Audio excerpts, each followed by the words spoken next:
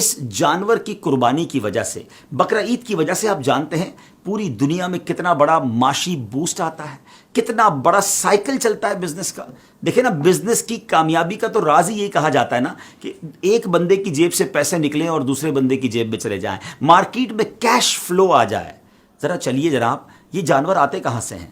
گاؤں کے غریب لوگ جانور اپنے گھر میں پالتے ہیں، پورا سال پالتے ہیں اور اس کے بعد منڈی میں آ کر اسے بیچتے ہیں۔ تو یہ رقم پیسے والوں کی جیب سے نکل کر ان گاؤں کے غریب مسلمانوں تک پہنچتی ہے۔ جب یہ سارے جانور منڈی میں آتے ہیں تو منڈی آباد ہو جاتی ہے، منڈی میں چارے والے کا بزنس بھی چلتا ہے، سوزوکی والے کا بزنس بھی چلتا ہے، کئی مزدوروں کو نوکری مل جاتی ہے جناب، رسی اور اس کے جو جانور کے باندھنے کا سامان ہوتا ہے ان لوگوں کا بھی کاروبار شروع ہو جاتا ہے۔ اور آگے چلیے، جب یہ جانور خرید کر لوگ اپنے گھر لاتے ہیں، ہزاروں لاکھوں لوڈر اور سوزوکی ڈرائیور اور ٹرک ڈرائیورز کو روزگار ملتا ہے۔ پھر جیسے یہ محلے میں آ جاتے ہیں تو محلے میں بھی آپ نے دیکھا ہوگا چوکیدار اور مزدور غریبی لوگ تو ہوتے ہیں، ان کو سنبھالنے کے پیسے ملنا شروع ہو جاتے ہیں۔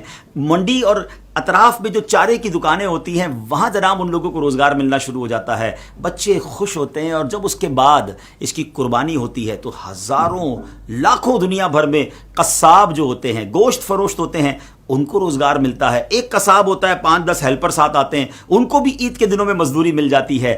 اب جناب آگے چلیے، جب یہ قربانی ہو جاتی ہے تو غریبوں میں گوشت بھی تقسیم ہوتا ہے، غریب رشتہ داروں میں تقسیم ہوتا ہے۔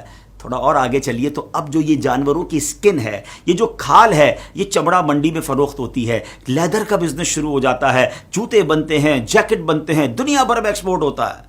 مجھے بتائیے ناظرین، کتنے لاکھوں غریبوں کا بھلا ہوتا ہے قربانی میں، اور اربوں نہیں، ایک تحقیق کے مطابق خربوں روپے امیر مسلمانوں کی جیبوں سے نکل کر غریب مسلمانوں تک پہنچ جاتے ہیں۔ اتنا شاندار سائیکل ہے یہ بزنس کا، سبحان اللہ۔ اللہ رسول کے حکم پر عمل بھی ہے، نیکیوں کا خزانہ بھی ہے، اور بزنس کا اتنا شاندار بوسٹ بھی ہے۔